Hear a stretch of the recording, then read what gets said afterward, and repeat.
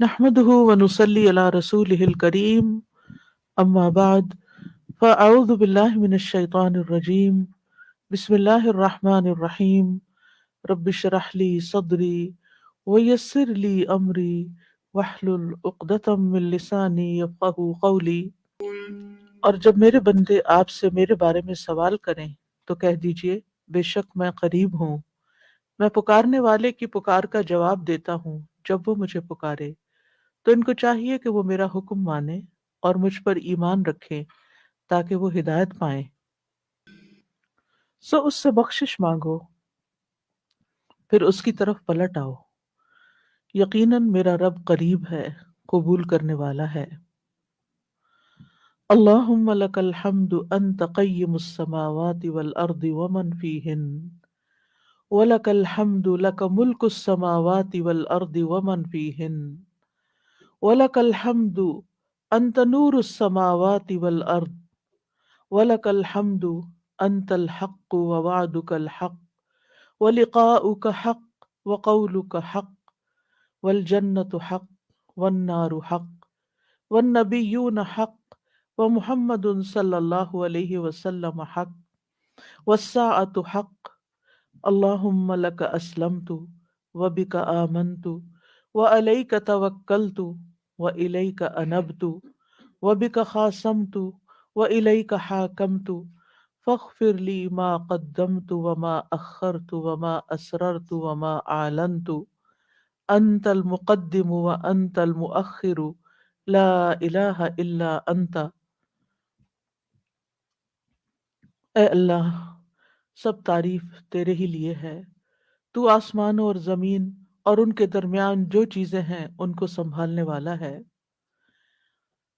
اور تیرے ہی لیے ہے سب تعریف، آسمانوں اور زمین اور ان کے درمیان تمام چیزوں کی بادشاہی بھی تیرے ہی لیے ہے، اور تیرے ہی لیے ہے سب تعریف، تو آسمانوں اور زمین کا نور ہے، اور تیرے ہی لیے ہے سب تعریف، تو حق ہے، تیرا وعدہ حق ہے، تیری ملاقات حق ہے، تیرا قول حق ہے، جنت حق ہے، آگ حق ہے، انبیاء حق ہیں، اور محمد صلی اللہ علیہ وسلم حق ہے، اور قیامت حق ہے۔ اے اللہ، اے میرے اللہ، میں نے اپنا آپ تیرے سپرد کر دیا اور میں تجھ پر ایمان لایا، تجھی پر میں نے بھروسہ کیا، تیری ہی طرف میں متوجہ ہوا، تیری ہی مدد سے میں نے مخالفین سے جھگڑا کیا اور تجھی کو میں نے حکم بنایا، بس میرے سب گناہ بخش دے جو میں نے پہلے کیے، بعد میں کیے، چھپ کر کیے، ظاہراً کیے۔ تو ہی آگے کرنے والا ہے اور تو ہی پیچھے کرنے والا ہے، کوئی الہ نہیں مگر تو ہی۔ دروشی بھی پڑھ لیجئے۔ اللہم صلی علی محمد وعلی آل محمد کما صلیت علی ابراہیم وعلی آل ابراہیم انک حمید مجید۔ اللہم بارک علی محمد وعلی آل محمد کما بارکت علی ابراہیم وعلی آل ابراہیم انک حمید مجید۔ آج ہم انشاءاللہ ازواج اور اولاد کے لیے دعائیں پڑھیں گے۔ ارشاد باری تعالیٰ ہے، ربنا هب لنا من ازواجنا وذرياتنا قرة اعين واجعلنا للمتقين اماما۔ سورۃ الفرقان کی آیت نمبر 74 سے 76 تک اللہ سبحانہ وتعالیٰ کا ارشاد ہے، والذین یقولون ربنا هب لنا من ازواجنا وذریاتنا قرۃ اعین واجعلنا للمتقین اماما اولئک یجزون الغرفۃ بما صبروا ویلقون فیہا تحیۃ وسلاما خالدین فیہا حسنت مستقرا ومقاما۔ اور وہ لوگ جو کہتے ہیں، اے ہمارے رب، ہمیں اپنے ازواج اور اولاد کی طرف سے آنکھوں کی ٹھنڈک عطا فرما اور ہمیں متقی لوگوں کا امام بنا، یہی لوگ ہیں جو اپنے صبر کے بدلے جنت میں بالا خانے دیے جائیں گے اور وہ اس میں دعائے خیر اور سلام سے استقبال کیے جائیں گے، اس میں وہ ہمیشہ رہنے والے ہوں گے۔ کتنا اچھا ٹھکانہ اور کتنی اچھی قیام گاہ۔ اولاد کے لیے دعا مانگنا انبیاء اور اہل ایمان کا شیوا رہا ہے۔ ابراہیم علیہ السلام نے دعا کی تھی، رب ہب لی من الصالحین، اے میرے رب مجھے نیک اولاد عطا فرما۔ اہل ایمان کی دعا اللہ تعالیٰ نے قرآن مجید میں ذکر کی ہے، وَأَصْلِحْ لِي فِي ذُرِّيَّتِي، اور میری خاطر میری اولاد کی اصلاح کر دے۔ زکریا علیہ السلام نے دعا کی تھی، فَهَبْ لِي مِن لَّدُنْكَ وَلِيًّا يَرِثُنِي وَيَرِثُ مِنْ آلِ يَعْقُوبَ وَاجْعَلْهُ رَبِّ رَضِيًّا، مجھے اپنے پاس سے ایک وارث عطا فرما جو میرا وارث بنے اور آل یعقوب کا وارث ہو، اور اے میرے رب اسے پسند کیا ہوا بنا، وہ ایسا ہو جس سے تو راضی ہو جائے، وہ پسندیدہ ہو۔ ابراہیم علیہ السلام نے دعا کی تھی، رب جعلنی مقیم الصلاۃ ومن ذریتی ربنا وتقبل دعا، اے میرے رب مجھے بھی اور میری اولاد کو بھی نماز قائم رکھنے والا بنا، اے رب میری یہ دعا قبول فرما۔ اہل ایمان ہمیشہ اپنی اولاد کے لیے دعا کرتے ہیں۔ سورۃ الفرقان کی جو آیات میں نے آپ کے سامنے پڑھی ہیں، یہ عباد الرحمن سے متعلق آیات ہیں کہ رحمان کے خاص بندے، رحمان کے پسندیدہ بندے اللہ تعالیٰ سے دعا کرتے ہیں کہ ربنا ہب لنا من ازواجنا وذریاتنا قرۃ اعین، کہ اللہ ہمیں اپنی ازواج سے اور اپنی اولاد سے آنکھوں کی ٹھنڈک عطا فرما۔ یاد رکھیے یہ دعا ہر صاحب ایمان کا شیوا ہے، ہر مومن کو یہ دعا کرتے رہنا چاہیے، چاہے ہماری اولاد نیک ہی کیوں نہ ہو، چاہے وہ فرما بردار ہی کیوں نہ ہو، چاہے وہ قرآن کی حافظ ہی کیوں نہ ہو، چاہے وہ دین کی عالم ہی کیوں نہ ہو، پھر بھی یہ دعا مانگتے رہنا چاہیے، اس لیے کہ دل رحمان کی دو انگلیوں کے درمیان ہوتا ہے، وہ جس جیسے چاہے انہیں پھیر سکتا ہے۔ ہمیں نہیں معلوم کہ آج اگر ہماری اولاد دین پر ہے تو کل اس کا مستقبل کیا ہوگا، اس لیے کبھی بھی اس بارے میں بے فکر نہیں ہونا چاہیے۔ نیک سے نیک ترین اولاد بھی ہو، تہجد گزار بھی ہو، صائم اور قائم ہو، لیکن پھر بھی دعا کرتے رہیں۔ اگر آپ کی اولاد نیک ہے تو آپ کی دعائیں ان کی نیکی میں استقامت اور اضافے کا سبب بنے گی، یعنی وہ مزید نیک بنے گے، ان کے اندر مزید استقامت آئے گی، اور پھر اسی طرح ان کا ایمان بھی بڑھے گا۔ اور اگر وہ نیک نہیں ہے اور اگر وہ آپ کی آنکھوں کی ٹھنڈک نہیں ہے تو اس دعا سے انشاءاللہ وہ آپ کی آنکھوں کی ٹھنڈک بنیں گے۔ تو ہم سب کو بھی یہ دعا کرتے رہنا ہے کہ اے اللہ ہماری اولاد کو نیک بنا اور ان کو متقین کا امام بنا، یعنی تقوی والوں کی صحبت میں ہوں اور تقوی والوں میں بھی سب سے آگے ہوں، تقوی والوں کو بھی مزید لیڈ کرنے والے ہوں، ان کی رہنمائی کرنے والے ہوں، اور پھر یہ کہ وہ ہماری آنکھوں کی ٹھنڈک بھی ہوں، یعنی جہاں وہ رب کے پسندیدہ ہوں وہاں وہ ہمارے لیے بھی باعث سکون ہو۔ اس کے ساتھ ساتھ انسان کے لیے لازم ہے کہ وہ اپنی اولاد کی نیک تربیت بھی کرتا رہے، کیونکہ تربیت کی کوشش کرنا جو ہے ایک صبر آزما کام ہے۔ اسی لیے اس آیت کے بعد جو آیت آتی ہے اس میں صبر کرنے والوں کی جزا جنت میں غرفہ بتائی گئی ہے۔ عربوں کے ہاں گھر کے اندر جتنے بھی کمرے ہوتے ہیں ان میں سے سب سے بہترین کمرہ غرفہ کہلاتا ہے، یعنی سب سے اعلیٰ ترین درجہ۔ تو جنت میں بھی جب غرفہ کی بات ہے تو اس سے مطلب کوئی ہائی رائز بلڈنگ نہیں ہے، کیونکہ وہ ایک جگہ پر آتا نا کہ غرفات پر غرفات مبنیہ ہوں گے، تو اس سے مراد یہ ہے کہ جنت کے اعلیٰ ترین مقامات اللہ تعالیٰ ان کو عطا کرے گا، جو صبر کے ساتھ تربیت بھی کرتے رہیں گے اور صرف اپنی تربیت اور اپنی کوشش کو کافی نہیں سمجھیں گے بلکہ اللہ تعالیٰ سے دعا بھی کریں گے۔ اور بہت دفعہ ایسا بھی ہوتا ہے کہ ہم تربیت میں پوری کوشش کر لیتے ہیں لیکن اس کا اثر اولاد میں نظر نہیں آتا، اولاد آپ کی ایکسپیکٹیشن پہ پوری نہیں اترتی، آپ جیسے ان کو دیکھنا چاہتے ہیں ویسے وہ نظر نہیں آتے، کیا ہم نوح علیہ السلام کی تربیت پہ کوئی شک کریں گے؟ ان کے 4 بیٹے تھے، جن میں سے 3 بہترین بیٹے ثابت ہوئے، لیکن ایک بیٹا اپنے ہی راستے پر چل نکلا۔ تو اس میں انسان کی کوشش اگر ہو اور انسان کے بس میں ہو اولاد کی اصلاح، تو وہ سبھی کو سیدھا کر کے رکھ دے، لیکن یاد رکھیے کوشش ہماری، دعا ہماری، اور اس میں اثر ڈالنے والا اور اس کو ہماری آنکھوں کی ٹھنڈک بنانے والا صرف اور صرف ہمارا رب ہے۔ اس لیے مومن صرف اپنی کوششوں پہ بھروسہ نہیں کرتا، بلکہ وہ اپنے رب کو پکارتا رہتا ہے۔ اور پھر عام طور پر یہ ہوتا ہے کہ ہم دعا اس دعا کو اپنی دعاؤں کا حصہ نہیں بناتے۔ ہاں، جب اولاد کی طرف سے کوئی تکلیف پہنچتی ہے، جب وہ ہماری کوئی بات نہیں مانتے یا ہمیں ناراض کرتے ہیں، تو پھر ہمیں خیال آتا ہے کہ ہمیں دعا کرنی چاہیے کہ ان کی اصلاح ہو جائے اور یہ سیدھے ہو جائیں اور ہماری آنکھوں کی ٹھنڈک بن جائیں۔ یاد رکھیے، یہ صرف اولاد کے بگاڑ کے وقت کی دعا نہیں ہے، بلکہ ہمیشہ یہ دعا کرتے رہنا چاہیے۔ اپنی روزمرہ زندگی کی دعاؤں میں، خاص دعاؤں میں اس دعا کو شامل کر لیں۔ اپنی نمازوں میں، سجدوں میں، قبولیت کے اوقات میں اپنی اولاد کے لیے دعا کریں، کیونکہ اولاد انسان کی محبوب ترین چیزوں میں سے ہے۔ جن کو اللہ نے اولاد کی نعمت سے نوازا ہے، وہ اچھی طرح سمجھ سکتے ہیں کہ ہماری زندگی میں اولاد کا کیا مقام ہے۔ یعنی جب تک انسان والدین نہیں بنتا، ماں باپ نہیں بنتا، وہ اس بات کو سمجھ ہی نہیں سکتا کہ اولاد کیا چیز ہوتی ہے۔ کیونکہ انسان زندگی میں مختلف چیزوں سے محبت کرتا ہے، مختلف چیزوں کے ساتھ انسان کا لگاؤ ہوتا ہے، مختلف کام انسان کو یا مختلف چیزیں اس کو پسند آتی ہیں۔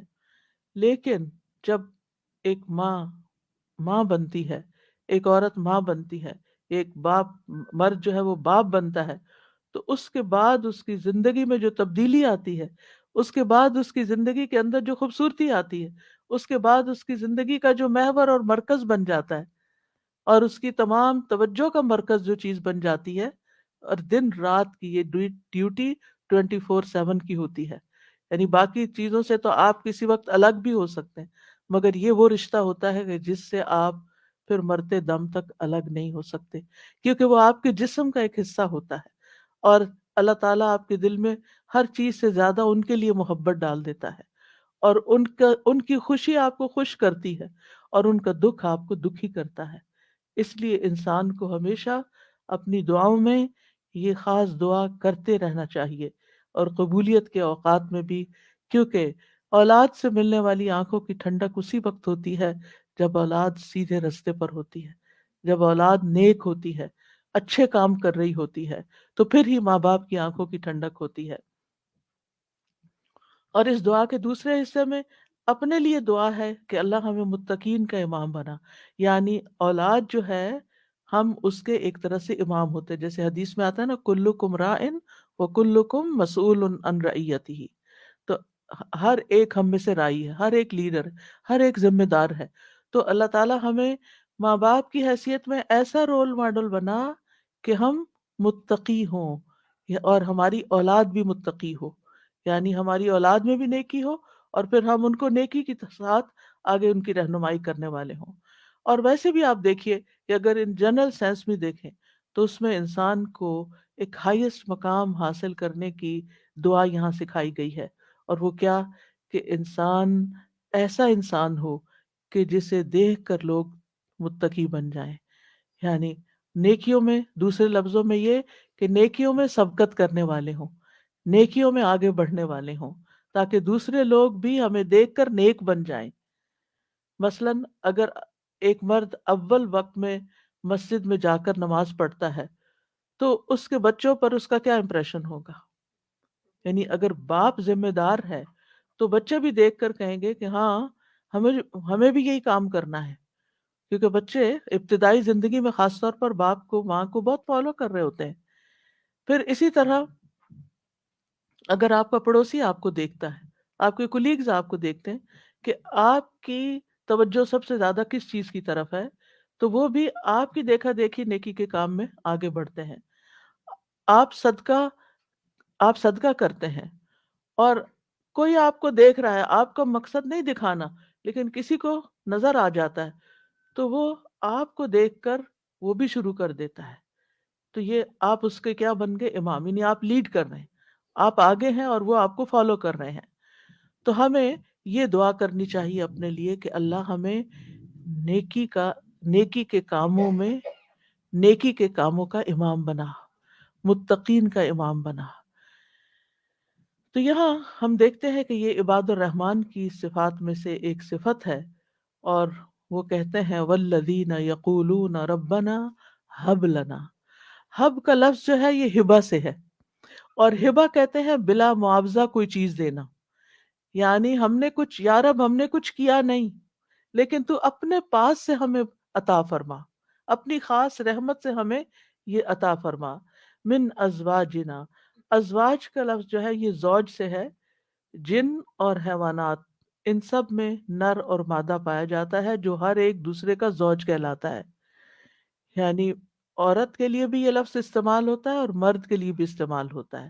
اگر مرد یہ دعا کریں گے تو اپنی بیویوں کے لیے کریں گے کہ ہماری بیویاں ہمارے لیے آنکھوں کی ٹھنڈک ہوں، اور اگر عورتیں یہ دعا کریں گی تو ان کے ازواج ان کے خاوند ہوں گے کہ وہ ان کو ہمارے لیے آنکھوں کی ٹھنڈک بنا. اور ذریات سے مراد ذریت جو ہے صرف اولاد نہیں ہوتی، اولاد کی اولاد بھی ذریت کہلاتی ہے. جی، یعنی کیونکہ آپ نے دیکھا ہوگا کہ جب آپ اپنی اولاد کے لیے دعا کرتے ہیں اور وہ کسی قابل ہوتی، بڑی ہوتی، پھر ان کے بچے پیدا ہوتے ہیں، تو بعض اوقات اپنے بچوں سے زیادہ بچوں کے بچے پیارے ہو جاتے ہیں. اور اگر وہ نیک بنتے ہیں تو ہمیں آنکھوں کی ٹھنڈک نصیب ہوتی ہے، اور اگر بچوں کے بچوں میں کوئی بگاڑ آ جائے تو آپ ایکولی دکھ اور تکلیف میں مبتلا ہو جاتے ہیں. تو اس لیے یہ بہت جامع دعا ہے کہ ہم صرف اپنے لیے نہیں، اپنے بچوں کے لیے نہیں، بلکہ اپنی نسلوں کے لیے دعا کر رہے ہوتے ہیں. تو ربنا ہب لنا من ازواجنا و ذریاتنا، اور ذریات میں قرۃ اعین، آنکھوں کی ٹھنڈک. آپ کو معلوم ہے کہ آنکھیں ٹھنڈی بھی ہوتی ہیں اور گرم بھی ہوتی ہیں. آنکھوں سے جب آنسو بہتے ہیں، خوشی کے آنسو بہیں تو آنکھیں ٹھنڈی ہوتی ہیں، اور اگر غم کے آنسو ہوں تو آنکھیں گرم ہو جاتی ہیں. تو آنکھوں کی ٹھنڈک کا مطلب یہ ہے خوشی، مسرت. اور پھر یہ کہ آنکھوں کی ٹھنڈک ہو تو انسان پرسکون رہتا ہے، نیند بھی سکون سے آتی ہے. کہ بچوں کی طرف سے اگر انسان کو بے فکری ہو کہ وہ اچھے کام کر رہے ہیں، اچھی جگہ پر ہیں، سیف ہینڈز میں ہیں، تو انسان کے بہت سے غم، دکھ، پریشانیاں ختم ہو جاتی ہیں، وہ بے فکر ہو جاتا ہے. اور پھر اسی طرح یہ ہے کہ جب آنکھوں کی ٹھنڈک ہوتی ہے تو انسان کے دل کو بھی قرار ملتا ہے. یعنی آنکھوں کی ٹھنڈک صرف آنکھوں تک نہیں رہتی، بلکہ آنکھوں سے انسان جو کچھ دیکھتا ہے وہ اس کے دل تک اتر جاتا ہے. ابن عباس کہتے ہیں اس سے مراد ان کی وہ اولاد ہے جو اللہ کی اطاعت کے کام کرے تاکہ دنیا اور آخرت میں انہیں آنکھوں کی ٹھنڈک نصیب ہو. یعنی جو بچے نیک ہوتے ہیں وہ ماں باپ کے لیے ان کی زندگی میں بھی خوشی کا باعث ہوتے ہیں، اور جب ماں باپ فوت ہو جاتے ہیں تو وہ ان کے لیے صدقہ جاریہ بن جاتے ہیں، اور اس طرح وہ ان کے لیے آنکھوں کی ٹھنڈک ہوتے ہیں. اور پھر جب قیامت کے دن اٹھیں گے اور اولاد اور والدین کو اللہ سبحانہ تعالیٰ جمع کر دے گا اپنی جنتوں میں، تو یہ وہاں بھی ان کو دیکھ دیکھ کر خوش ہوتے رہیں گے. آبویسلی جو بچے ماں باپ کے ساتھ نہیں جا سکیں گے، جو ماں باپ کا دین چھوڑ گئے یا ان کا راستہ چھوڑ گئے یا نماز روزہ چھوڑ گئے، تو پھر ظاہر ہے کہ وہ بچے چاہے دنیا میں کتنے بھی کامیاب کیوں نہ ہوں، وہ آخرت میں ساتھ نہیں ہوں گے. تو اس لیے جب یہ دعا کرتے ہیں تو اس میں ان کی ہدایت اور صلاح کی دعا بھی آ جاتی ہے. یعنی یہاں اس دعا سے مراد صرف بچوں کا ظاہری حسن اور خوبصورتی اور ان کی دنیا کی کامیابیاں اور دنیا میں ان کا مال و دولت کمانا، یہ بھی ٹھیک ہے، خوشی کی بات ہوتی ہے. بچہ خوبصورت ہو تو ماں باپ کو بہت اچھا لگتا ہے، بچہ اگر کامیاب ہو، کوئی ڈگری کر لے تو ماں باپ کو بہت اچھا لگتا ہے، بچے کو اچھی جاب مل جائے تو ماں باپ بہت خوش ہوتے ہیں. اور جو ماں باپ صرف دنیا کے لیے جیتے ہیں اور جن کا مطلب اور مقصد، ایم اور گول صرف دنیا کمانا ہوتا ہے، وہ انہی باتوں پر خوش ہوتے رہتے ہیں. لیکن جو اہل ایمان ہوتے ہیں ان کی خوشی صرف اس چیز میں نہیں ہوتی، ان کی خوشی اولاد کی نیکی میں ہوتی ہے، کہ ہماری اولاد نیک ہو۔ تو جب ہم یہ کہتے ہیں کہ ہمیں آنکھوں کی ٹھنڈک عطا کر، تو اس سے مطلب یہ ہوتا ہے کہ اللہ وہ تیرے اطاعت گزار ہوں، فرما بردار ہوں، خیر اور بھلائی کے کاموں میں آگے جانے والے ہوں، اللہ کی عبادت اچھے طریقے سے کرنے والے ہوں، گناہوں اور حرام کاموں سے بچنے والے ہوں۔ اور وَجَعَلْنَا لِلْمُتَّقِينَ اماما، کہ اللہ ہمارے ماتحت جتنے بھی لوگ ہیں وہ سب متقی ہوں۔ یعنی ایک طرف اولاد کے لیے دعا، اور دوسری طرف ان لوگوں کے لیے جو ہمیں فالو کرتے ہیں یا جن کے اوپر ہم ذمہ دار بنائے گئے ہیں، کہ یا اللہ ان کے اندر بھی تقوی پیدا کر دے۔ یعنی ہماری اولاد تو نیک ہو، لیکن آپ کے ساتھ جو لوگ کام کر رہے ہیں، جن کے آپ ذمہ دار ہیں، مثلاً اگر آپ استاد ہیں اور آپ کے شاگرد ہیں، یا آپ ایک لیڈر ہیں، کمیونٹی لیڈر ہیں، اور آپ کے بہت سے فالوورز ہیں، یا اسی طرح اور جو بھی کام آپ لیڈرشپ رول میں کرتے ہیں، تو یا اللہ جو لوگ آپ کی جو ٹیم ہے، یا اللہ اس کو بھی متقی بنا دے، اس کے اندر بھی اپنی محبت پیدا کر دے۔ کتنی خوبصورت دعا ہے۔ ظاہر ہے کہ انسان انہی لوگوں کے ساتھ ہوتا ہے، یا تو گھر میں ہوتا ہے یا باہر کام پر ہوتا ہے۔ جب گھر میں ہوتا ہے تو کیا ہوتا ہے کہ یعنی بیوی اور بچوں کو دیکھ کر انسان اپنی آنکھیں ٹھنڈی کرتا ہے، اس کو ایک پرسکون ماحول ملتا ہے۔ اور جب وہ گھر سے باہر ہوتا ہے، اپنی جاب پر ہوتا ہے، اپنی ٹیم کے ساتھ ہوتا ہے، تو ان کی نیکی، ان کا اخلاق، ان کا تقوی دیکھ دیکھ کر اس کی آنکھیں ٹھنڈی ہوتی رہتی ہیں۔ سنسیئر مخلص ساتھیوں کا مل جانا یہ اللہ تعالیٰ کی بہت بڑی نعمت ہوتی ہے۔ اور پھر آپ دیکھیے کہ یہ آ، نہ صرف ان کے تقوی کی دعا ہے، بلکہ جو خود متقی بننے کی خواہش رکھتا ہوگا وہی چاہے گا کہ اس کے ساتھی اور اس کے ماحول کے لوگ اور اس کے آس پاس کے لوگ تقوی والے ہوں۔ اور یہ معنی بھی اس کا بنتا ہے کہ یا اللہ تو ہمیں اتنا تقوی عطا کر کہ ہم متقین کے امام بن جائیں، یعنی ان متقین میں سے بھی سب سے آگے ہو تقوی میں۔ للمتقین اماما، یعنی ہمیں ہدایت کا امام بنا، لوگوں کو ہم سے ہدایت حاصل ہو، گمراہی کا امام نہ بنے۔ کیونکہ اللہ سبحانہ تعالیٰ نے خوش بخت لوگوں کے بارے میں فرمایا سورۃ الانبیاء میں، وَجَعَلْنَاهُمْ أَئِمَّةً يَهْدُونَ بِأَمْرِنَا وَأَوْحَيْنَا إِلَيْهِمْ فِعْلَ الْخَيْرَاتِ وَإِقَامَ الصَّلَاةِ وَإِيتَاءَ الزَّكَاةِ وَكَانُوا لَنَا عَابِدِينَ۔ اور ہم نے انہیں ایسے پیشوا بنایا جو ہمارے حکم کے ساتھ رہنمائی کرتے تھے، اور ہم نے ان کی طرف نیکیاں کرنے اور نماز قائم کرنے اور زکوٰۃ ادا کرنے کی وحی بھیجی، اور وہ صرف ہماری عبادت کرنے والے تھے۔ تو اس سے کیا پتہ چلتا ہے کہ ہم نے انہیں ایسا پیشوا بنایا جو ہمارے حکم کے ساتھ رہنمائی کرتے تھے۔ یہ ہے متقین کے امام، کہ جو اللہ کی مرضی اور اللہ ہی کے دی ہوئی جو تعلیم اور ہدایت ہے اس کے مطابق لوگوں کو گائیڈ کرتے ہیں، صرف اپنی من پسند چیزوں یا اپنی طرف سے چیزیں ایجاد نہیں کرتے۔ اور اہل شقاوت بدبخت لوگوں کے بارے میں آتا ہے وَجَعَلْنَاهُمْ أَئِمَّةً يَدْعُونَ إِلَى النَّارِ، ہم نے ان کو ایسے امام بنایا جو لوگوں کو آگ کی طرف بلاتے ہیں، جیسے فرعون تھا، قارون اور اس طرح کے لوگ، کہ لوگ ان کو فالو کرتے تھے اور وہ خود بھی آگ کی طرف جانے والے، اور ان کے جیسے فرعون کے بارے میں آتا ہے بئس الرفد المرفود، کہ وہ اپنی قوم کو یقدم قومہ یوم القیامت واوردہم النار فبئس الرفد المرفود، کہ قیامت کے دن وہ اپنی قوم کو لیڈ کر رہا ہوگا اور انہیں آگ میں لے جا کے گرائے گا۔ اور یہ کتنی بدترین جگہ ہے جہاں جا کے کوئی گرے، وارد ہونے کی، گرنے کی بدترین مقام۔ تو اس لیے بہت ضروری ہے کہ ہم خیر میں اچھا نمونہ بنے۔ اور ویسے بھی آپ دیکھیں کہ انسان کے امپریشنز ہوتے ہیں، انسان جو کچھ کرتا ہے، اچھا کرتا ہے یا برا کرتا ہے، اس کے آثار ہوتے ہیں۔ یعنی آپ اچھا کرتے ہیں اور آپ کو دیکھ کے جتنے لوگ خاموشی سے اچھا کر لیتے ہیں، وہ سارے آپ کے آثار ہو گئے، اور ان سب کی نیکی آپ کی نیکی میں جمع ہو گئی۔ اور آپ کو دیکھ کر اگر کوئی شخص غلط ٹرینڈ اختیار کرتا ہے تو اس کی قباحت بھی آپ کے پلے میں پڑ گئی۔ تو متقین کا امام بننے کے لیے یاد رکھیے دو چیزیں بڑی اہم ہیں، ایک ہے صبر اور دوسرے ہے یقین۔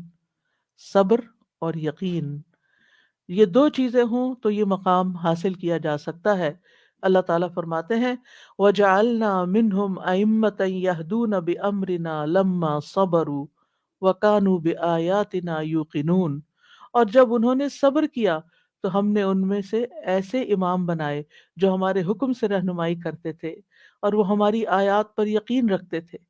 یاد رکھیے ایک بچے کی تربیت صبر آزما کام ہوتا ہے، اور اس کے بارے میں ہوپ فل رہنا بھی بڑا ضروری ہوتا ہے، کیونکہ اگر ہم صبر کا دامن چھوڑ دیں اور یہ کہیں کہ یہ تو ماننے والے نہیں اور یہ ہماری سنتے نہیں، ٹھیک ہے جو چاہیں کریں، اور ان کو کھلی چھٹی دے دیں، تو وہ تو بگاڑ کی آخری حد کو پہنچ جائیں گے۔ آپ کھلی چھٹی دے دیں گے نہیں، آپ کو اچھے اچھے اخلاق کے ساتھ، رویے کے ساتھ، وقتاً فوقتاً ان کی اصلاح کا کام کرتے رہنا ہے، اور یہ صبر آزما کام ہے۔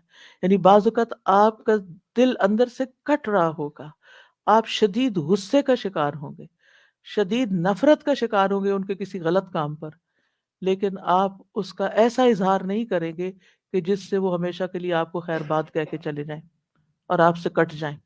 کیونکہ آپ دیکھیں بہت سے بچے ایسے ہوتے ہیں جو ماں باپ کی نیگنگ سے اور ماں باپ کی بد اخلاقی اور بدسلوکی سے پھر وہ ہمیشہ کے لیے ان کو چھوڑ ہی جاتے ہیں۔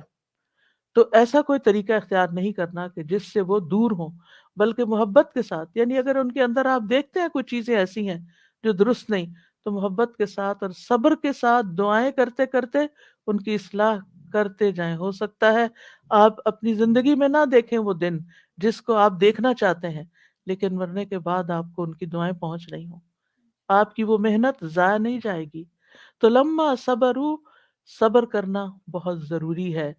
اور پھر یہ ہے کہ ان کی طرف سے جتنی بھی آزمائشیں آئیں، ان کی طرف سے جو تکلیفیں آپ کو پہنچے، کیونکہ جو بھی ماں باپ بنتے ہیں وہ سب جانتے ہیں کہ اولاد کی طرف سے بعض اوقات آنکھوں کی ٹھنڈک سے زیادہ تکلیفیں ہی پہنچتی ہیں۔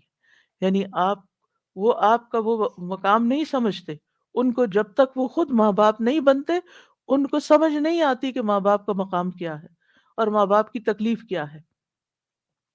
لہٰذا ایسے تمام مواقع پر صبر سے کام لینا ہے، اور پھر ایسی دعا کرنے والوں کا انجام بھی بہت بہترین۔ اور دوسرا یہ کہ یقین رکھنا ہے، بے یقینی سے دعا نہیں کرنی، یقین رکھنا ہے کہ اللہ میری دعائیں سنتا ہے اور وہ ضرور سنے گا۔ لم اکم بدعائک رب شقیہ، اے رب میں تجھ سے دعا مانگ کر کبھی بدبخت ہوا ہی نہیں، تو دعاؤں کا سننے والا ہے۔ ایسی دعا کرنے والوں کا انجام بہت بہترین ہے۔ اللہ تعالیٰ فرماتے ہیں اولئک یجزون الغرفۃ، ایسی نیک ایسے نیک بندے جن کے اندر یہ صفات ہوں، جو یہ چاہتے ہوں کہ ان کی اولاد اچھی ہو جائے، ان کے ازواج، ان کی بیوی یا شوہر اچھا ہو جائے، اور پھر صبر کے ساتھ یہ سب کام کریں، تو پھر ان کا انجام بھی بہت اچھا ہے۔ اور وہ کیا ہے کہ جنت کا اعلیٰ ترین مقام، جیسا کہ سورۃ العنکبوت میں آتا ہے والذین آمنوا وعملوا الصالحات لنبوئنہم من الجنۃ غرفا تجری من تحتها الانہار خالدین فیہا نعم اجر العاملین الذین صبروا وعلی ربہم یتوکلون۔ اور جو لوگ ایمان لائے اور انہوں نے نیک کام کیے، ہم انہیں ضرور ہی جنت کے اونچے گھروں میں جگہ دیں گے، یعنی بہترین مقام پر جگہ دیں گے، جن کے نیچے سے نہریں بہتی ہیں۔ یعنی اوپر جب ہوتا ہے تو نیچے کا سین خوبصورت زیادہ بہتر نظر آتا ہے۔ ہمیشہ ان میں رہنے والے ہیں۔ دنیا میں آپ اگر کوئی ایسی جگہ پر، کسی سی سائڈ پر، کسی بہترین سینری اور گرینری کے مقام پر، اونچی کسی ہائیسٹ فلور پر پینٹ ہاؤس خرید بھی لیں، رہ بھی لیں، لیکن آپ کو ہر وقت دھڑکا لگا رہتا ہے کہ پتہ نہیں کب دنیا سے چلے جانا ہے، یا اگر رینٹ پر رہ رہے ہیں تو پتہ نہیں کب یہاں سے نکلنا پڑ جائے، تو آپ پوری طرح انجوائے نہیں کر سکتے۔ یعنی انسان جتنا بھی چاہے دنیا میں کمپلیٹ جوائنس ہے ہی نہیں، کیونکہ اس کے ساتھ کئی مسائل اور کئی مشکلات ہوتی ہیں۔ لیکن آخرت میں بلند ترین مقامات میں فرمایا خالدین فیہا، وہ اس میں ہمیشہ رہیں گے، نکلنے کا، اس کو چھوڑنے کا، اس کے خراب ہونے کا، اس کی مینٹیننس کا کوئی فکر ہی نہیں ہے، صرف انجوائمنٹ ہی ہے۔ نعم اجر العاملین، لیکن یہ کس کو ملتا ہے؟ جو عمل کرتے ہیں، جو کام کرتے ہیں، جو محنت کرتے ہیں۔ کتنا اچھا اجر ہے عمل کرنے والوں کا، کون ہے وہ عمل؟ کیا دو عمل بتائے گئے؟ الذین صبروا وعلی ربہم یتوکلون، وہ جو صبر کرتے ہیں اور اپنے رب پر توکل کرتے ہیں، بھروسہ کرتے ہیں۔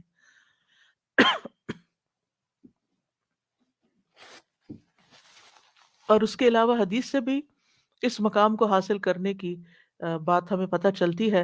نبی صلی اللہ علیہ وسلم نے فرمایا، جنتی لوگ اپنے سے بلند کمرے والے کو، غرفہ والوں کو اپنے اوپر ایسے دیکھیں گے جیسے وہ دنیا میں چمکدار گہرے ستارے کو دیکھتے، اتنے بلند ہوں گے ان کے مقامات۔ آپ سوچئے، کبھی آپ جب جہاز پر ونڈو سیٹ کے اوپر بیٹھے ہوتے ہیں تو آپ جب نیچے دیکھتے ہیں تو بعض اوقات بہت ہی خوبصورت مناظر نظر آتے ہیں۔ تو آپ سوچئے کہ جس کا گھر وہ ستارے کی جگہ پر ہو، اتنا بلند مقام اس کو مل چکا ہو، تو پھر اس کو کیا کچھ نظر نہیں آئے گا نیچے۔ فرمایا کہ جس طرح وہ دنیا میں چمکدار گہرے ستارے کو دیکھتے ہیں جو آسمان کے مشرقی یا مغربی کنارے میں بہت دور ہوتا ہے، ان میں سے ایک دوسرے سے افضل ہوگا۔ لوگوں نے عرض کیا، یا رسول اللہ، یہ تو انبیاء کے محل ہوں گے جنہیں ان کے سوا اور کوئی نہ پا سکے گا۔ آپ نے فرمایا، نہیں، اس ذات کی قسم جس کے ہاتھ میں میری جان ہے، یہ ان لوگوں کے لیے ہے جو اللہ پر ایمان لائے اور انبیاء کی تصدیق کی۔ ایک اور روایت میں آتا ہے، بے شک جنت میں ایسے غرف ہیں، جنتی ان کے باہر والے حصے کو اندر سے دیکھ سکیں گے اور اندر والے حصے کو باہر سے دیکھ سکیں گے۔ اللہ نے یہ ایسے شخص کے لیے تیار کیے ہیں جو لوگوں کو کھانا کھلائے اور سلام عام کرے اور رات کو نماز ادا کرے جب لوگ سو رہے ہیں۔ اور الحمدللہ رمضان ایسا مہینہ ہوتا ہے کہ جس میں آپ یہ تینوں کام کر سکتے ہیں۔ آپ کی حرص ہوتی ہے کہ زیادہ سے زیادہ لوگوں کو افطار کرایا جائے، زیادہ سے زیادہ لوگوں تک راشن پہنچایا جائے، یعنی ان کو کھلایا جائے۔ اور جب آپ مسجد جاتے ہیں تو تراویح بھی ہوتی ہے اور بہت سے لوگ مل جاتے ہیں تو سلام پہ سلام ہو رہا ہوتا ہے، یا دینی مجالس کا زور ہوتا ہے رمضان میں جس میں لوگ اکٹھے ہوتے ہیں، تو پھر ایک دوسرے سے ملاقات کر کے سلام کے مواقع آتے ہیں۔ اور یہ صرف رمضان ہی کے لیے نہیں ہے، بلکہ سارا سال انسان اپنی یعنی کہ ایسے کاموں کی رغبت رکھے، ایسے کاموں سے محبت کرے۔ اور ان کی جنت میں وہ کیا ہوگا؟ وَيُلَقَّوْنَ فِيهَا تَحِيَّةً وَسَلَامًا، وہاں ان کو سلام اور دعا دی جائے گی۔ تحیہ کہتے ہیں زندگی کی دعا دینا، یعنی ان کے استقبال کے لیے ایسے فرشتے موجود ہوں گے جو انہیں سلام بھی کریں گے اور سلامتی کی دعائیں بھی دیں گے۔ جب کوئی سلامتی کی دعا آپ کو دیتا ہے تو کتنا دل خوش ہوتا ہے۔ تو وہاں فرشتے ان کو دعائیں دے رہے ہوں گے، اور پھر آپس میں جب ملاقاتیں ہوں گی جنتیوں کی، تب بھی سلام دعا ہو رہی ہوگی۔ اور یہ سلامتی ان کو کس لیے ملی؟ کیونکہ دنیا میں انہوں نے گناہوں سے سلامت زندگی بسر کی۔ خالدین فیہا حسنت مستقرا و مقاما، ہمیشہ اس میں رہیں گے، کتنا خوبصورت ٹھکانہ، کتنا اچھا مقام۔ یاد رکھیے، یہ دعا گھروں کی اصلاح کی بنیاد رکھتی ہے۔ اس میں صرف اولاد ہی نہیں بلکہ ازواج بھی، یعنی شوہر اور بیوی۔ آج آپ دیکھیں کہ ہر دوسرے گھر کا یہ مسئلہ بنا ہوا ہے کہ گھر میں میاں بیوی کی لڑائیاں جاری ہیں۔ اس سے ایک دوسرے کے اندر ایک بے چینی، اداسی، پریشانی، کاموں میں رکاوٹ اور کتنی بے شمار خرابیاں، اور سب سے بڑی بات یہ کہ آپ اپنی اولاد کے لیے ایک بدترین نمونہ ہوتے ہیں۔ آپ صرف آپس میں نہیں لڑتے بلکہ اپنے بچوں کو ایک برا نمونہ پیش کر کے ان کی زندگیوں کو بھی جہنم بناتے ہیں۔ اور پھر آپ دیکھیے کہ کوئی اور انسان ناراض ہو جائے تو اس سے انسان کو اتنی تکلیف نہیں ہوتی، حتیٰ کہ اگر ماں باپ بھی ناراض ہوتے ہیں نا تو انسان اتنی پرواہ نہیں کرتا، لیکن اگر شوہر بیوی سے یا بیوی شوہر سے ناراض ہو تو انسان کے غم کی انتہا ہوتی ہے، کسی چیز میں دل نہیں لگتا، پریشانی چھا جاتی ہے اور ہر چیز بے مزہ ہو جاتی۔ چاہے خوبصورت ترین محل میں آپ رہتے ہو، خوبصورت ترین لباس آپ پہنتے ہو، بہترین کھانے آپ کھاتے ہو، لیکن اگر میاں بیوی کا آپس میں پیار نہیں ہے، آپس میں اتفاق نہیں ہے، آپس میں ایک دوسرے سے خوش نہیں ہے، تو زندگی کی کوئی خوشی خوشی نہیں ہوتی۔ تو اس لیے بہت ضروری ہے کہ اس دعا سے کام لیا جائے، اور جہاں کہیں تھوڑے بہت بھی پرابلمز ہیں وہ بھی انشاءاللہ حل ہو جائیں گے، اور جہاں بڑے مسائل ہیں اور جہاں مسائل نہیں ہیں، جہاں مسائل نہیں بھی، وہاں بھی یہ دعا پڑھی جائے تاکہ گھروں کے اندر ایک خوبصورتی آئے۔ یعنی اللہ تعالیٰ نے ہمیں منع تو نہیں کیا کہ دنیا میں ہم محبت سے زندگی نہ گزاریں، یعنی ہمیں دنیا میں بھی محبت چاہیے، آپس کی اتفاق اور پیار چاہیے. ایک ایک محبت جو ہوتی ہے وہ انسان کی ضرورت ہوتی ہے، ایک دوسرے کی کیئر کرنا ایک ضرورت ہوتی ہے ہر انسان کی. اور اللہ سبحانہ و تعالیٰ نے جوڑے بنائے کیوں ہیں؟ قرآن مجید میں اللہ تعالیٰ فرماتے ہیں وَمِنْ آيَاتِهِ أَنْ خَلَقَ لَكُم مِّنْ أَنفُسِكُمْ أَزْوَاجًا لِتَسْكُنُوا إِلَيْهَا وَجَعَلَ بَيْنَكُم مَّوَدَّةً وَرَحْمَةً إِنَّ فِي ذَلِكَ لَآيَاتٍ لِقَوْمٍ يَتَفَكَّرُونَ. اور اس کی نشانیوں میں سے ایک یہ ہے کہ اس نے تمہاری ہی جنس سے تمہارے جوڑے پیدا کیے یا بیویاں پیدا کی تاکہ تم ان کے پاس سکون حاصل کرو، اور تمہارے درمیان محبت اور رحمت پیدا کر دی. غور و فکر کرنے والوں کے لیے اس میں کئی نشانیاں ہیں. تو اللہ سبحانہ تعالیٰ نے شادی کا مقصد کیا رکھا ہے؟ سکون کا حصول. اور اگر شادی کے بعد انسان کا پہلا سکون بھی جاتا رہے اور سکون ہی لٹ جائے اور تکلیف اور پریشانی ہی پریشانی ہر وقت رہے، تو اس نے کیا پایا؟ تو شادی کا مقصد ہی فوت ہو گیا. ٹھیک ہے، شادی کے اور بھی کئی مقاصد ہو سکتے ہیں، لیکن سب سے بنیادی اور اول مقصد اللہ تعالیٰ نے کیا رکھا ہے اس رشتے کے اندر؟ ایک دوسرے سے سکون، مودت اور رحمت. ایک دوسرے سے محبت بھی کریں اور ایک دوسرے پر رحم بھی کریں، ایک دوسرے کی کیئر کریں، ایک دوسرے کا خیال رکھیں، ایک دوسرے کی ضرورت کو پہچانیں. صرف خود غرضی نہ ہو کہ میری مرضی، میرا مقصد، میرا مطلب اور میں جو چاہوں صرف وہ ہو میرے پاس. نہیں، یہ بھی دیکھنا ہوگا کہ دوسرا کیا چاہتا ہے. اور جس رشتے کے اندر یہ چیز جن کپلز کو یہ سمجھ آ جاتی ہے کہ دوسرے کی خواہش کیا ہے اور وہ دوسرے کی خواہش کو پورا کرنے کی کوشش کرتے ہیں، تو وہ لازماً دوسرا بھی پھر ان کی خواہش پوری کرتا ہے اور ایک خوشگوار زندگی وجود میں آتی ہے. اسی طرح اللہ تعالیٰ نے سورۃ النحل میں بھی فرمایا وَاللَّهُ جَعَلَ لَكُم مِّنْ أَنفُسِكُمْ أَزْوَاجًا وَجَعَلَ لَكُم مِّنْ أَزْوَاجِكُمْ بَنِينَ وَحَفَدَةً وَرَزَقَكُم مِّنَ الطَّيِّبَاتِ أَفَبِالْبَاطِلِ يُؤْمِنُونَ وَبِنِعْمَةِ اللَّهِ هُمْ يَكْفُرُونَ. اور اللہ نے تمہارے لیے تمہارے نفسوں سے بیویاں پیدا کی اور تمہارے لیے تمہاری بیویوں سے بیٹے اور پوتے پیدا کیے، یعنی اللہ نے ان سے تمہیں اولاد دی اور اس نے تمہیں پاکیزہ چیزوں سے رزق عطا کیا. کیا پھر بھی وہ باطل پر ایمان لاتے ہیں اور اللہ کی نعمت کا انکار کرتے ہیں، یعنی اللہ تعالیٰ کی نعمتوں کی ناشکری کرتے ہیں؟ تو یاد رکھیے کہ گھروں کی اصلاح کا انحصار ازواج کی اصلاح پر ہے، آپس کے اتفاق پر ہے، اور اولاد کی اصلاح سے پہلے ازواج کی اصلاح کی بات ہے. ابن علان کہتے ہیں کہ یہ دعا یعنی ازواج کے بارے میں شروع ہوتی ہے، کیونکہ اگر ازواج کی اصلاح ہو تو اولاد کی اصلاح ہوتی ہے. یعنی شوہر یا بیوی کی اصلاح ہو جائے، وہ ایک دوسرے کے لیے آنکھوں کی ٹھنڈک ہو، تو اولاد خود بخود آنکھوں کی ٹھنڈک ہوتی چلی جائے گی. اور آنکھوں کی ٹھنڈک سے مراد یہ نہیں ہے صرف کہ ایک شوہر اپنی بیوی کو زیادہ خوبصورت دیکھے یا تندرست دیکھے، بلکہ اس حال میں دیکھے کہ وہ اللہ کی فرما بردار ہو. کیونکہ ایک حدیث میں آتا ہے کہ دنیا متاع ہے اور دنیا کی سب سے بہترین متاع نیک بیوی ہے. یعنی دنیا میں جتنی بھی نعمتیں ہیں ان میں سے سب سے بڑی نعمت ایک مرد کے لیے کیا ہے؟ ایک نیک بیوی ہے، ایک اچھی بیوی ہے. اور نیکی صرف نماز روزے کا نام نہیں ہوتی، نیکی اچھے اخلاق کا نام ہوتی ہے. ایک اور حدیث میں آتا ہے نا کہ جب یعنی کہ ایک عورت 5 وقت کی نماز پڑھے، رمضان کے روزے رکھے اور اپنے شوہر کی اطاعت کرے، جب وہ اس کو دیکھے اس کو خوش کر دے، تو وہ جنت کے جس دروازے سے چاہے داخل ہو جائے. یعنی اس تعلق کی بہتری اور خوبصورتی کا اتنا زیادہ اہتمام کیا گیا ہے. اور پھر آپ دیکھیں کہ متقین کا امام بننے کے لیے انسان کو پہلے گھر میں اچھا امام بننے کی ضرورت. یعنی گھر سے باہر آپ اسی صورت میں اچھے امام بن سکتے ہیں جب آپ گھر کے اندر خوبصورتی لاتے ہیں اور اس کے لیے کوشش بھی کرتے ہیں. دیکھیے کچھ رشتے ہمیں اللہ کی طرف سے بنے بنائے مل جاتے ہیں، جیسے ماں باپ کا رشتہ ہے. ماں باپ سے آپ کو انکنڈیشنل لو ملتا ہے. آپ اچھا کریں، آپ برا کریں، آپ ان کو خوش کریں، آپ ان کو ستائیں، آپ ان کے قریب ہوں، آپ ان کے دور ہوں، وہ آپ سے محبت کرتے ہی رہیں گے. آپ زندہ ہوں، آپ مر جائیں، ہر صورت میں محبت کرتے ہیں. آپ نے دیکھا ان ماؤں کو جن کا کوئی بچہ فوت ہو جائے تو وہ زندہ کو بھول گئے، اسی کو یاد کرتی رہتی ہیں جو چلا گیا ہے. قریب ہو تب بھی محبت کرتے ہیں، دور ہو تب بھی محبت کرتے ہیں. ماں باپ کی محبت انکنڈیشنل ہے، لیکن ازواج کی محبت کنڈیشنل ہوتی ہے.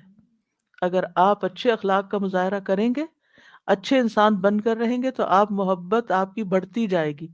لیکن اگر آپ اپنے اخلاق کو کھو دیں گے تو پھر اس محبت میں کمی آنی شروع ہو جائے گی. تو کچھ رشتے بنے بنائے ہوتے ہیں اور کچھ کو بنانا پڑتا ہے، ان کی مینٹیننس کرنی پڑتی ہے.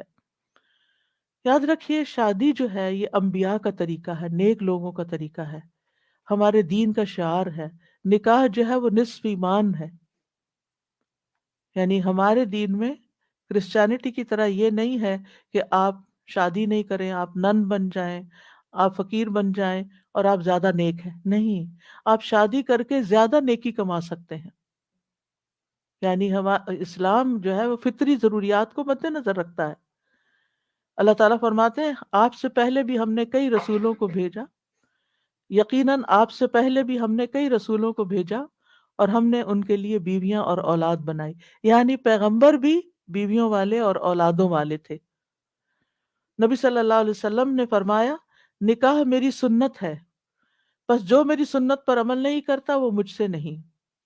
تم لوگ شادی کیا کرو، یعنی شادی کرنا بھی ایک نیکی کا کام ہے، عبادت ہے، کیونکہ میں تمہاری تعداد کی بنا پر سابقہ امتوں کی سے کثرت تعداد میں مقابلہ کروں گا.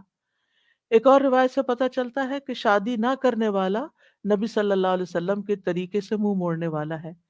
آپ کو یاد ہوگا کہ وہ 3 صحابہ جو نبی صلی اللہ علیہ وسلم کی ایبسنس میں حضرت عائشہ کے پاس پوچھنے گئے تھے کہ آپ کے اعمال کیا ہیں، تو جب انہوں نے بتایا تو ان کا وہ تو اللہ کے نبی ہیں تو اس لیے. لیکن ایک نے کہا میں کبھی گوشت نہیں کھاؤں گا، دوسرے نے کہا میں کبھی رات کو نہیں سوؤں گا، تیسرے نے کہا میں کبھی شادی نہیں کروں گا. تو نبی صلی اللہ علیہ وسلم کو جب یہ باتیں پتہ چلی تو آپ نے اللہ تعالیٰ کی حمد و ثنا کی اور فرمایا ان لوگوں کو کیا ہو گیا ہے جنہوں نے ایسی اور ایسی باتیں کہی ہیں. میں رات میں نوافل بھی پڑھتا ہوں، سوتا بھی ہوں، نفلی روزہ رکھتا ہوں اور چھوڑ بھی دیتا ہوں، نکاح بھی کرتا ہوں، بس جو شخص میرے طریقے سے منہ موڑے گا وہ مجھ سے نہیں، یعنی وہ میری امت میں سے نہیں ہے جو میرے اس طریقے کو پسند نہ کرے. اللہ سبحانہ وتعالیٰ نے خود نکاح کی رغبت دلائی ہے. وَأَنكِحُوا الْأَيَامَ مِنكُمْ وَالصَّالِحِينَ مِنْ عِبَادِكُمْ وَإِمَائِكُمْ، اور اپنے میں سے بے نکاح مردوں اور عورتوں کا نکاح کر دو، اور اپنے غلاموں اور اپنی لونڈیوں میں سے جو نیک ہیں ان کا بھی. نکاح میں دیر کیوں کرتے ہیں عام طور پر؟ کہ ابھی بچے کچھ کماتے نہیں ہیں. فرمایا اگر وہ محتاج ہوں گے اللہ ان کو اپنے فضل سے غنی کر دے گا، اور اللہ وسعت والا اور سب کچھ جاننے والا ہے.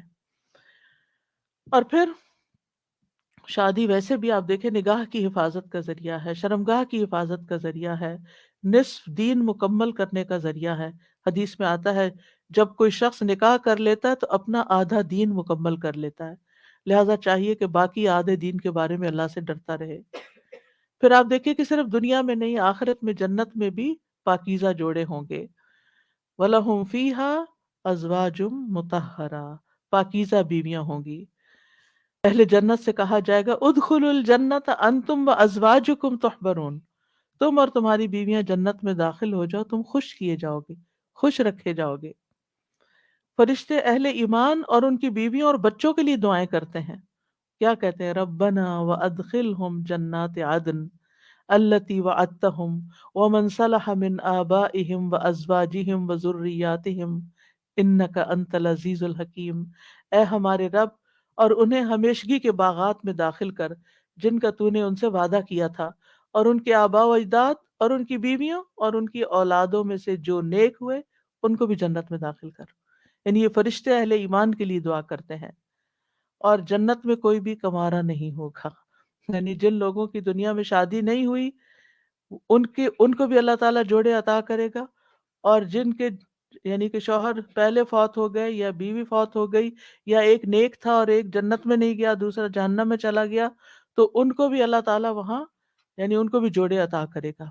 اور کوئی بھی ایسا نہیں ہوگا کہ جو تنہائی کا شکار ہو، آئسولیشن کا شکار ہو، کیونکہ انسان کی زندگی میں اگر کمپینین ہوتا ہے تو انسان کے لیے سکون کا باعث ہوتا ہے. اور خاص طور پر اگر نیک بیوی ہو، قرآن مجید میں آتا ہے فالصالحات قانتات، نیک عورتیں وہ ہیں جو شوہروں کی فرما بردار ہوں، ان کی بات ماننے والی ہوں، اور ان کی عدم موجودگی میں اللہ کی حفاظت میں ان کے حقوق کی حفاظت کرنے والی ہوں، یعنی اپنی جان اور مال کی حفاظت کریں جب شوہر نہ بھی موجود ہوں۔ پھر ہمیں یہ کہا گیا کہ پاک دامن عورت سے شادی کی جائے، اور عورت سے شادی کا معیار کیا رکھا گیا؟ نبی صلی اللہ علیہ وسلم نے فرمایا عورت سے 4 چیزوں کی وجہ سے نکاح کیا جاتا ہے، اس کے مال و دولت کی وجہ سے، یا اس کے حسب نسب کی وجہ سے، یا اس کی خوبصورتی کی وجہ سے، یا اس کی دینداری کی وجہ سے۔ تیرے ہاتھ خاک آلود ہوں، دیندار عورت سے شادی کر کے کامیابی حاصل کرو، کیونکہ اگر دین والی تمہارے گھر میں آئے گی تو وہ اللہ سے ڈرنے والی ہوگی، اس کا اخلاق اچھا ہوگا، اس کے اندر بگاڑ نہیں ہوگا، تمہیں اس کو بار بار نماز کی پابندی کے لیے نہیں کہنا پڑے گا، اس کو نیکی کی طرف لانے کے لیے بہت ایفرٹ نہیں کرنی پڑے گی۔ اور پھر آپ دیکھیں کہ ایک ماں کے اوپر انحصار ہوتا ہے کہ بچوں کی کیا تربیت کرتی ہے، کیونکہ تربیت اولاد باپ کا حصہ کم ہوتا ہے، ماں کا حصہ زیادہ ہوتا ہے۔ اگر ایک بچہ اپنی ماں کو نیک دیکھتا ہے تو اس کے اندر ایک نیکی کی محبت پیدا ہوتی ہے۔ تو بہرحال یہ رشتے جو ہیں ان کے لیے دعا بھی ہے، اور اس کے ساتھ ساتھ انتخاب بھی اچھا ہو، اور پھر ان کو بنانے کے لیے کوشش بھی رہے۔ اللہ تعالیٰ مردوں کو حکم دیتے ہیں وَعَاشِرُوهُنَّ بِالْمَعْرُوفِ، عورتوں کے ساتھ بھلے طریقے سے زندگی بسر کرو، یعنی ان کے حقوق ادا کرو، اور ایک دوسرے سے محبت کرنا جو ہے یہ بھی دین کا حصہ ہے۔ عقبہ بن عامر کہتے ہیں میں نے رسول اللہ صلی اللہ علیہ وسلم کو یہ فرماتے ہوئے سنا کہ اسلام میں جائز لہو میں 3 چیزیں آتی ہیں: انسان کا اپنی بیوی کے ساتھ دل لگی میں مصروف ہونا، ہنسی مذاق کرنا، اپنے گھوڑے کی دیکھ بھال کرنا یعنی اس کے ساتھ ٹائم سپینڈ کرنا، اور تیر اندازی کرنا۔ یعنی بظاہر دیکھا جائے تو یہ ٹائم ویسٹر بھی ہو سکتے ہیں، لیکن یہ ہمارے دین میں ایک نیکی تصور کیے جاتے ہیں یہ کام، یعنی یہ شغل جو ہے یا یہ ہابیز جو ہیں یہ پسندیدہ ہے۔ پھر یہ ہے کہ شوہر اور بیوی کو ایک دوسرے کا حق ادا کرنا ہے، کیونکہ یہ حقوق اللہ نے ایک دوسرے کے ذمے رکھے ہیں، اور اللہ تعالیٰ قیامت کے دن پوچھے گا۔ بعض اوقات ایک بیوی یہ کہتی ہے کہ میں شوہر کا حق نہیں دیتی کیونکہ وہ بھی میرا حق، میری فلاں بات نہیں مانتا، یا شوہر یہ کہتا ہے میں بیوی کا حق نہیں دیتا کیونکہ میری وہ فلاں بات نہیں مانتی۔ نہیں، جب تک آپ اس رشتے میں ہیں دونوں کو ایک دوسرے کا حق دیتے رہنا چاہیے۔ اور کیوں دینا چاہیے؟ کہ اللہ کا حکم ہے، اس لیے نہیں کہ شوہر خوش ہوگا یا بیوی خوش ہوگی، اس لیے کہ میرے رب کا حکم ہے، اس لیے مجھے یہ کام کرنا ہے۔ اور جب آپ رب کو راضی کرتے ہیں تو رب آپ کو بندوں کو بھی آپ سے راضی کر دیتا ہے۔ پھر اسی طرح یہ ہے کہ ایک دوسرے سے اچھے اخلاق کے ساتھ پیش آنا۔ نبی صلی اللہ علیہ وسلم نے فرمایا ایمان کے لحاظ سے کامل مومن وہ ہے جو اخلاق میں سب سے اچھا ہے، اور تم میں سے بہتر شخص وہ ہے جو اپنے گھر والوں کے لیے اچھا ہے، اور ایک روایت میں بیویوں کے لیے اچھا ہے۔ اس میں آپ دیکھیے کہ لوگ باہر، گھر سے باہر تو ہر ایک سے بڑا اچھا اخلاق رکھتے ہیں، لیکن گھر میں منہ بنا کے رکھتے ہیں، تو یہ اچھے اخلاق کی علامت نہیں۔ اللہ تعالیٰ نے جو کرائیٹیریا دیا ہے وہ کیا ہے کہ سب سے اچھا وہ ہے جس کا گھر میں اخلاق اچھا ہے۔ پھر اسی طرح یہ ہے کہ بد زبانی نہیں کرنی چاہیے۔ پھر بیوی کے ذمہ ہے کہ شوہر کی بات ماننے کے علاوہ شوہر کے مال اور اولاد کی حفاظت کرنے والی ہو، ان کو ضائع نہ کرے، صابر و شاکر ہو۔ شوہر کی ذمہ داری کیا ہے کہ گھر والوں پر خوشی سے خرچ کرے، اور نبی صلی اللہ علیہ وسلم نے فرمایا جو شخص اپنے اوپر خرچ کرتا ہے تاکہ وہ اس کے ذریعے لوگوں سے مانگنے سے بچے، وہ اس کے لیے صدقہ ہے۔ یعنی آپ اپنی پرسنل نیڈز کے لیے سپینڈ کرتے ہیں، یہ بھی صدقہ ہے۔ جو شخص اپنی بیوی اور بچوں اور اپنے گھر والوں پہ خرچ کرتا ہے وہ بھی صدقہ شمار ہو جاتا ہے، یعنی شوہر کے نامہ اعمال میں وہ نیکی لکھی جاتی ہے کہ یہ اپنی بیوی پر، بچوں پر خرچ کرنے والا ہے۔ پھر اسی طرح اچھے گزران کا اصول کیا ہے کہ ایک دوسرے کی اچھی عادتوں پر نظر رکھی جائے اور بری عادتوں کو اگنور کیا جائے۔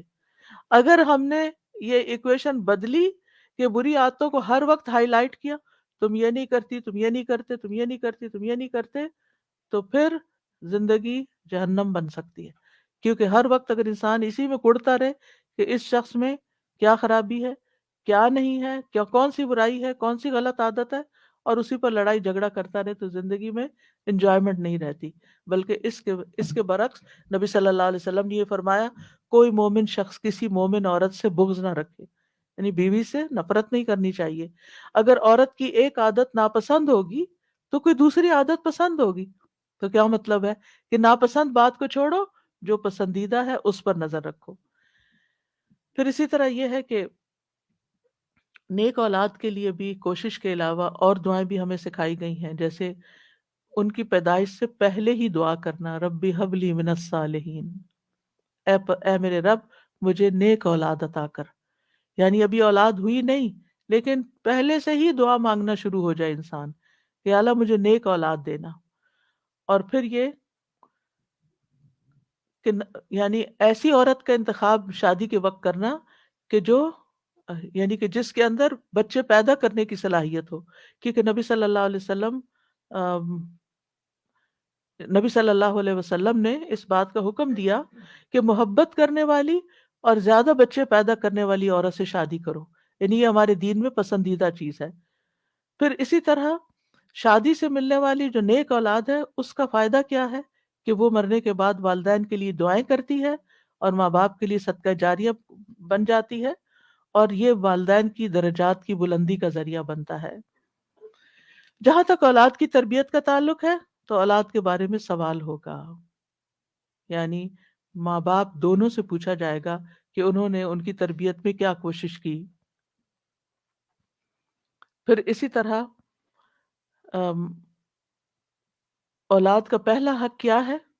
حدیث میں آتا ہے، نبی صلی اللہ علیہ وسلم نے فرمایا اپنے نطفوں کے لیے اچھی عورت کا انتخاب کرو، یعنی نیک عورت کا انتخاب کرو، اور دین میں ہم پلہ عورتوں سے نکاح کرو اور ہم پلہ مردوں کو اپنی بیٹیوں کا نکاح کر کے دو۔ پھر اسی طرح اچھے باپ کا انتخاب، رسول اللہ صلی اللہ علیہ وسلم نے فرمایا جب ایسا شخص تمہارے پاس نکاح کا پیغام بھیجے جس کے دین اور اخلاق سے تم مطمئن ہو تو اس سے اپنی بیٹی کا نکاح کرو، یعنی اوباش آوارہ شخص یعنی بچے ہوں تو پھر ان کے ساتھ شادی نہیں کرو، کیونکہ وہ شادی کے بعد کیا ہوگا، یعنی آپ کی بیٹی کو مصیبت میں ڈال دے گا۔ فرمایا اگر ایسا نہیں کرو گے تو زمین میں فتنہ اور زبردست فساد برپا ہوگا، یعنی پھر فساد ہی فساد، بگاڑ ہی بگاڑ۔ پھر اسی طرح ولادت سے پہلے شیطان سے حفاظت کی دعا سکھائی گئی کہ جب شوہر بیوی ایک دوسرے سے ملیں تو پھر دعا پڑھیں، اور جیسے حضرت مریم کی والدہ نے دعا پڑھی تھی وَإِنِّي أُعِيذُهَا بِكَ وَذُرِّيَّتَهَا مِنَ الشَّيْطَانِ الرَّجِيمِ، کتنی خوبصورت دعا ہے کہ اللہ میں اس بچی کو بھی اور اس کی آئندہ آنے والی ذریت کو بھی تیری پناہ میں دیتی ہوں شیطان سے بچا کر۔ پھر یہ کہ بچوں کو سب سے پہلے توحید سکھانی چاہیے، بچپن سے ہی بچوں کے اندر اللہ کا ڈر پیدا کرنا چاہیے، دین کی تعلیم سیکھنے میں رغبت دلانی چاہیے، اچھے اخلاق کی تعلیم دینی چاہیے، ہر چیز کے مینر سکھانے چاہیے، اور پھر اس کے لیے اگر سرزنش بھی کرنی پڑے، ڈانٹنا بھی پڑے تو اس میں بھی کوئی حرج نہیں ہے۔ اپنے ساتھ نیک کاموں میں شامل کرنا چاہیے، جیسے ابراہیم علیہ السلام نے کیا کیا تھا، کعبہ کی تعمیر میں کس کو ساتھ شامل کیا تھا، اسماعیل علیہ السلام کو۔ پھر اولاد کے درمیان عدل کرنا چاہیے، پھر بچوں سے پیار کرنا چاہیے، کچھ ماں باپ بچوں سے پیار نہیں کرتے، ایسے والدین کی مذمت کی گئی ہے۔ پھر اولاد کے بالغ ہو جانے کے بعد ان کی شادی بھی کرنی چاہیے، یعنی اس بات کی بھی فکر ہونی چاہیے۔ ابن عباس کہا کرتے تھے جس کو اللہ بیٹا عطا کرے اس کو چاہیے کہ اس کا اچھا نام رکھے، اس کی اچھی تربیت کرے، جب وہ بالغ ہو تو اس کی شادی کر دے۔ سعید بن عاص کہا کرتے تھے اگر میں اپنے بچے کو قرآن کی تعلیم دے دوں، اس کو حج کروا دوں، اس کی شادی کر دوں تو میں نے اس کا حق ادا کر دیا، اور میرا جو اس پر حق ہے وہ باقی ہے، یعنی بچوں کے اوپر حق پھر بھی باقی رہیں گے، لیکن ماں باپ نے اپنا فرض پورا کر دیا اگر یہ 3 کام کر لیے۔ کون سے؟ قرآن کی تعلیم دے دی، حج کروا دیا، شادی کر دی، اس کے بعد وہ اپنے ذمہ دار خود ہیں۔ لیکن بچوں کے اوپر ماں باپ کی ذمہ داری مرتے دم تک رہتی ہے۔ قتادہ کہتے ہیں اگر لڑکا بالغ ہو جائے اور اس کا باپ اس کی شادی نہ کرے، لڑکا بالغ ہو جائے، باپ شادی نہ کرے بچے کی، اور وہ کسی بے حیائی کا ارتکاب کرے، یعنی کسی برائی میں پڑ جائے، تو باپ گناہگار ہوگا، یعنی وہ لڑکا تو ہوگا ہی یا لڑکی تو ہوگی ہی، لیکن ماں باپ بھی گناہ گار ہوں گے۔ تو اس لیے شادی کے معاملے میں انسان کوشش ضرور کرے، رشتہ نہیں ملتا یا کوئی اسباب نہیں بن رہے تو وہ الگ بات ہے، لیکن ماں باپ کو اس بات کی فکر ہونی چاہیے، کیونکہ دیکھا گیا کہ وقت کے ساتھ ساتھ یہ فکر ختم ہو گئی ہے، اور بعض ماں باپ نے تو یہ چیز اولاد پر ہی چھوڑ دی ہے۔ پھر اسی طرح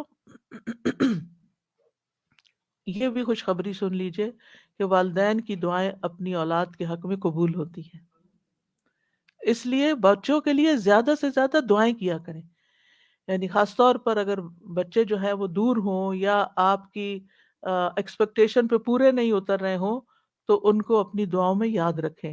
نبی صلی اللہ علیہ وسلم نے فرمایا 3 قسم کے لوگوں کی دعائیں قبول ہوتی ہیں اور ان کی قبولیت میں کوئی شک و شبہ نہیں: مظلوم کی دعا، مسافر کی دعا، اور والد کی اپنے اولاد کے لیے دعا۔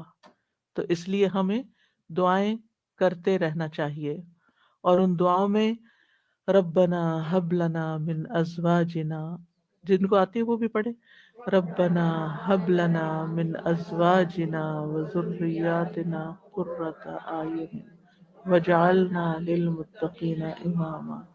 اب اس میں آپ دیکھیے کہ آپ نے فوکس کرنا ہے ازواج، ذریات، اور پھر للمتقین اماما، للمتقین اماما۔ اس میں وہ لوگ بھی آ جاتے ہیں جن کی ازواج نہیں یا جن کی اولاد نہیں، تو وہ کیا ہے؟ متقین کے امام۔ کہ اللہ، کیونکہ آپ دیکھیے کہ حضرت عائشہ رضی اللہ تعالیٰ عنہا جو تھی، بہت ینگ ایج میں 18 ایئرس کی تھی کہ وہ بیوہ ہو گئی تھی، بہت چھوٹی عمر میں، لیکن آپ کو معلوم ہے ان کے شاگردوں کی تعداد کتنی زیادہ ہے۔ وہ ایک تو کچھ ڈائریکٹ شاگرد تھے نا، اور ایک آج تک ہم سب شاگرد ہیں ان کے۔ انہوں نے جو احادیث روایت کی، یعنی وہ ان صحابہ میں سے تھی جو مکثرین تھے، جن کی احادیث کی تعداد ہزاروں میں پہنچتی، تو انہوں نے جو احادیث روایت کی اور لوگوں نے جو پڑھی اور آگے پڑھائیں اور سکھائیں، وہ سب ان کے شاگرد بنتے ہیں۔ تو ایسے لوگ جو وہ علم حاصل کرتے ہیں اور وہ تقوی حاصل کرتے ہیں، تو یہ بھی ایک لیڈرشپ ہوتی ہے۔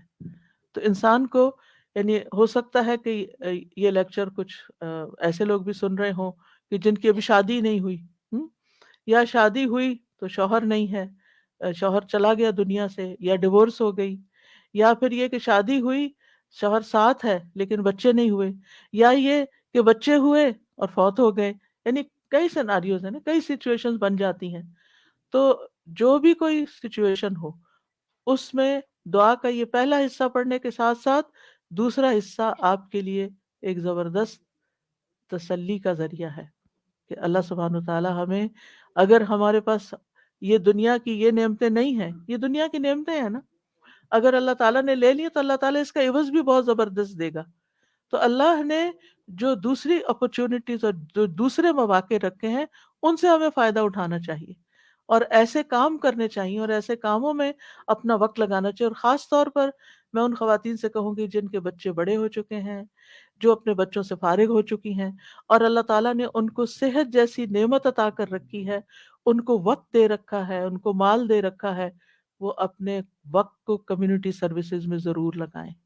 یعنی وہ اگر تعلیم ہے ان کے پاس تو دوسروں کو تعلیم دیں، اور اگر ان کے پاس کوئی سکلز ہیں تو وہ دوسروں کو سکلز سکھائیں، اور اگر کسی بھی قسم کا کوئی والنٹیئر ورک وہ کر سکتے ہیں تو اپنے آپ کو خود آفر کریں۔ تو ہو سکتا ہے کہ جہاں پر آپ آفر کریں وہاں آپ کے لیے کوئی اپرچونٹی موجود ہو اور آپ نیک کام میں حصہ لے لیں۔ اور اس کا یہ مطلب نہیں کہ یہ صرف فارغ لوگوں کا کام ہوتا ہے کہ وہ دین کی خدمت کرتے رہیں۔ صحابہ کرام نے اپنی ازواج اور اولاد کے ساتھ بھی یہ کام کیا ہے۔ یاد رکھیے، جس طرح ہم اپنی دنیا کو بنانے کے لیے، اپنی اولاد کو سنوارنے کے لیے ہم کوشش کرتے ہیں، اسی طرح ہمیں دوسروں کی اولاد اور دوسرے لوگوں کا بھی فکر ہونا چاہیے، ان کے لیے بھی خیر خواہی کرنی چاہیے۔ اور میں نے اپنی زندگی میں ایکسپیرینس کیا ہے کہ میں نے شاید اپنے بچوں سے زیادہ دوسروں کی فکر کی ہے، اور اللہ تعالیٰ نے وہ خیر واپس لوٹا دی۔ یعنی اپنی اولاد کو شاید اتنا وقت جتنا ایک عام ایوریج ماں باپ دیتے ہیں اتنا شاید نہ دے سکی، لیکن الحمدللہ اللہ سبحانہ تعالیٰ نے وہ خیر قبول کی اور میرے بچوں کو بھی ہدایت دے دی. تو ایسا نہیں ہوتا کہ جب ہم خیر بانٹتے ہیں تو خود خیر سے محروم ہو جاتے ہیں. کوئی امتحان آزمائش تو ہو سکتی ہے، کیونکہ ہمیشہ نوح علیہ السلام کی مثال یاد رکھیے کہ وہ ایک باپ تھے جنہوں نے سارے بچوں کی ایکولی تربیت کی، لیکن ایک بچہ نہیں مانا. بعض اوقات ایسا ہوتا ہے کہ آپ اپنا تن من دھن لگا دیتے ہیں لیکن کوئی ایک بچہ نہیں مانتا، تو پھر اپنے آپ کو گلٹ میں نہ رکھیں، اپنے آپ کو ہر وقت پریشانی میں نہ رکھیں کہ میں نے کمی کی ہے، میری طرف سے کوئی کوتاہی ہے.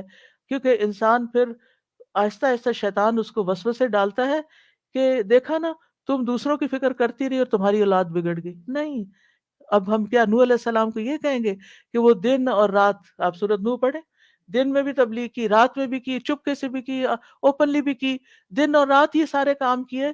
تو کوئی ان کو کہے آپ لگے رہے نا لوگوں میں، اس لیے آپ کا یہ بچہ بگڑ گیا، کیا ہم یہ کہہ سکتے ہیں؟ نعوذ باللہ، ہرگز نہیں کہہ سکتے، استغفر اللہ، کبھی بھی نہیں کہہ سکتے، معاذ اللہ. کیونکہ ہم کسی پیغمبر کے بارے میں یہ سوچ بھی نہیں سکتے کہ انہوں نے اپنی اولاد کے لیے کوئی کوتاہی کی. لیکن ہر انسان، یہ اللہ کی حکمت ہے نا، اور تقدیر کا ہم پڑھ چکے ہیں، یہ اللہ کی تقدیر میں ہوتا ہے. ٹھیک ہے، یہ ناقابل برداشت بات ہوتی، لیکن پھر بھی میں نے اپنے استاد سے بہت پہلے ایک بات سنی تو اس کو میں نے پلے باندھ لیا. انہوں نے کہا تھا، اب تفسیر کی کلاس میں تفسیر پڑھاتے تھے ہمیں ماسٹرز میں، انہوں نے کہا کہ اگر آپ چاہتے ہیں نا آپ کا بچہ کھائے، کیونکہ مائیں بڑی پریشان رہتی ہے بچہ کھاتا نہیں ہے، آپ دوسروں کے بچوں کو کھلائیں. آپ کا بچہ دودھ نہیں پیتا، آپ بچوں میں دودھ بانٹیں. آپ کا بچہ سیکھتا نہیں، تعلیم نہیں آ سکتا، آپ اوروں کے بچوں کو پڑھائیں. جو خیر آپ دوسروں کو دیں گے وہ خیر آپ پر واپس آئے گی. ان احسنتم احسنتم لانفسکم. یہ نہیں ہو سکتا کہ آپ دوسروں کے لیے بھلا کریں اور اللہ تعالیٰ آپ کو چھوڑ دے. ان تنصر اللہ ینصرکم ویثبت اقدامکم. یہ دین کی مدد کرنا اللہ کی مدد حاصل کرنے کا ذریعہ ہے، اور ثابت قدمی کا، دین پر ثابت قدمی کا. کیونکہ آپ دیکھیے اگر آپ پاور ہاؤس سے اپنے گھر کی بجلی کا کنیکشن کاٹ دیتے ہیں تو کیا ہوتا ہے؟ آپ کا گھر اندھیرے میں چلا جاتا ہے. قرآن سے، قرآن والوں سے، قرآن کی مجالس سے اگر آپ اپنے آپ کو یہ کہہ کے پیچھے کر لیتے ہیں کہ میں اپنے بچوں کی تربیت کر رہی ہوں، تو یہ ایک دھوکا ہوگا، کیونکہ ایسے بچوں کی تربیت نہیں ہوتی. اگر آپ کا دل خالی ہے اور آپ کے اندر ایمان بھرا ہوا نہیں ہے، اگر آپ کے اندر یقین نہیں ہے، اگر آپ ایک اچھے رول ماڈل نہیں ہے، اور یہ ساری چیزیں آپ کو قرآن سے جڑے رہنے سے ملتی ہیں، قرآن والوں سے جڑے رہنے سے ملتی ہیں، تو پھر آپ اپنے بچے کی تربیت خالی خولی کہاں سے کریں گے؟ آپ 24 گھنٹے بھی اپنے بچے پہ اینک لگا کے رکھے نا کہ میں اس پہ توجہ کر رہی ہوں، ہدایت پھر بھی اللہ نے دینی ہے. لیکن جب آپ اللہ کا کام کریں گے تو انشاءاللہ اللہ تعالیٰ آپ کے بچوں کو ضرور ہدایت دے گا، وہ آپ کو تنہا نہیں چھوڑے گا. اور اگر پھر بھی ان کو ہدایت نہیں ملتی تو معلوم نہیں اللہ کی کیا حکمت ہے جو ہمیں نہیں پتا. ہمیں نہیں پتا، ہو سکتا ہے کسی ایک بچے کی تکلیف ہمارے اللہ کے ساتھ جڑے رہنے کا ذریعہ بن جائے. بعض اوقات ایسا ہوتا ہے نا کہ ساری نعمتیں ملی ہوتی، سارے بچے بہت آؤٹ اسٹینڈنگ ہوتے ہیں، ایک بچہ پڑھ کے ہی نہیں دیتا. میری اپنی ایک رشتہ دار ہے، ماشاء اللہ 6 بچے ان کے، 5 ڈاکٹر ہیں، ایک نہیں بنی. تو اب اللہ کی مرضی نا، باپ بھی ڈاکٹر، سارا گھرانہ ڈاکٹرز کا، لیکن جو نہیں بنی اب وہ سارا وقت اپنے آپ کو کوسے، شاید میں نے اس کی تربیت میں کوئی کمی کی، شاید میں نے اس کو صحیح سے نہیں پڑھایا. نہیں بھائی، اس کا نہیں تھا ٹرینڈ، اس کی نہیں تھی دلچسپی. ہر کوئی ڈاکٹر نہیں بننا چاہتا، ہر کوئی دین کا عالم نہیں بننا چاہتا، ہر کوئی وہ کام نہیں کرنا چاہتا جو آپ اس کے لیے سجیسٹ کر رہے ہیں. اس کی اپنی ایک سوچ ہے، اس کی اپنی ایک رائے ہے. تو اس میں بچوں کو مارجن بھی دیں، اس میں تھوڑی سی آزادی بھی دیں، اور ان کے لیے خوب دعائیں کریں. کیونکہ جب ہماری زندگی میں کوئی مشکل آ جاتی ہے نا، کوئی آزمائش آ جاتی ہے، تو پھر کیا ہوتا ہے؟ ہم اللہ سے اور قریب ہو جاتے ہیں. شاید ہم بعض اوقات پتہ کیا ہوتا ہے، ہم نماز کے ساتھ چند نوافل پڑھ لینا ایکسٹرا، اور روزوں میں چند نفلی روزے رکھ لینا، اور حج کے ساتھ عمرہ بھی کر لیں، پھر ہم اپنے آپ کو کیا سمجھنے لگتے ہیں؟ ہم بہت نیک ہو گئے ہیں، ہم نے بہت اچھے اچھے کام کر لیے ہیں. ہاں؟ لیکن ہوتا کیا ہے کہ ابھی کمی ہوتی ہے کہیں اور ہمیں پتہ نہیں ہوتا، اتنے میں اللہ کی طرف سے کوئی آزمائش آ جاتی ہے. پھر جو ہماری دعاؤں میں رونا ہوتا ہے، اور پھر جو ہماری دعاؤں میں اخلاص ہوتا ہے، اور پھر جو ہماری دعاؤں میں اصرار ہوتا ہے اور تکرار ہوتا ہے اور ہمارا تڑپنا ہوتا ہے، وہ اس سے پہلے نماز، روزہ، حج، زکوٰۃ کسی چیز میں نہیں تھا۔ ہم آزمائش کے ساتھ جتنے اللہ کی طرف جاتے ہیں، نعمتوں کے ساتھ اتنے نہیں جاتے۔ یہ مانی ہوئی بات ہے، ہم سب کا تجربہ ہے۔ تو اس لیے بہت ضروری ہے کہ ہم کوشش کریں اور اس کے ساتھ ساتھ اللہ سے دعا کرتے رہیں۔ اور وَجْعَلْنَا لِلْمُتَّقِينَ اماما، اللہ ہمیں متقی ساتھی دے، متقی دوست دے، متقی اٹھنے بیٹھنے والے دے، ایسے لوگوں میں اٹھیں بیٹھیں، ملیں جلیں اور ان کی رہنمائی کریں کہ جو تقوی والے ہوں، تاکہ ہمارے تقوی میں بھی اضافہ ہوتا چلا جائے۔ کیونکہ انسان اپنے ماحول کی پیداوار ہوتا ہے، جس طرح کے دوستوں میں، جس طرح کے لوگوں میں وہ رہتا ہے، ویسی ہی سوچ اس کی بننا شروع ہو جاتی ہے۔ اور پھر ابراہیم علیہ السلام کی دعا بھی کہ ربی حب لی من الصالحین، کہ اللہ اپنے پاس سے ہی صالح بچہ دے دے، میں تو نیک بنانے سے رہا، میری تو اتنی محنت نہیں۔ اور یہ ابراہیم علیہ السلام مانگ رہے ہیں، اور اللہ سبحانہ تعالیٰ نے پھر ان کو کیسی نیک اولاد عطا کی۔ اسماعیل علیہ السلام کتنے فرما بردار تھے، اسحاق علیہ السلام کتنے غلام علیم تھے، علم والے، اور ان کی نسل میں بھی علم آیا۔ اور پھر آپ دیکھیے کہ ابراہیم علیہ السلام نے یہاں صرف یہ نہیں کہا کہ ربی حبلی من الصالحین، بلکہ اس سے پہلے ایک بات کہی تھی۔ وہ کیا تھی؟ سورہ صافات میں وقال انی ذاہب الی ربی سیہدین، میں اپنے رب کی طرف جا رہا ہوں، میں رب کا بن رہا ہوں، وہ مجھے ہدایت دے گا۔ پھر مانگا اللہ مجھے نیک اولاد بھی دے۔ ہم کیا کرتے ہیں؟ ہم خود تو نیک بنتے نہیں، انی ذاہب الی ربی کرتے نہیں، نہ نیکی کی طرف جاتے ہیں، نہ نیک کام کرتے ہیں، نہ دین کا کام کرتے ہیں، اور پھر ہم کہتے ہیں اللہ مجھے نیک اولاد دے، میری اولاد کو نیک بنا دو۔ یہ کیسے ہوگا؟ پہلے آپ خود تو بنے، پہلے آپ خود تو وہ کام کریں کہ جو آپ کو کر کے دکھانے ہیں بچے کو کہ ایسے نیک کام کرتے ہیں۔ اور پھر آپ دیکھیں کہ ابن جریر طبری کہتے ہیں کہ ابراہیم علیہ السلام کی دعا یہ تھی کہ اللہ مجھے اپنی طرف سے ایسا بیٹا عطا کر جو نیک لوگوں میں سے ہو، ایسے لوگ جو تیری اطاعت کرتے ہیں، تیری نافرمانی نہیں کرتے، زمین میں اصلاح کے کام کرتے ہیں اور زمین میں فساد برپا نہیں کرتے۔ یعنی مجھے ایسی اولاد چاہیے۔ اس سے یہ بات بھی پتہ چلتی ہے کہ انسان خواہ کتنا ہی قدر و منزلت والا ہو، خلیل اللہ ہی کیوں نہ ہو، ابراہیم علیہ السلام اللہ کے دوست ہیں، پھر بھی وہ اللہ کا محتاج ہے، پھر بھی وہ اللہ تعالیٰ سے دعائیں کرے کہ ربی حبلی من الصالحین۔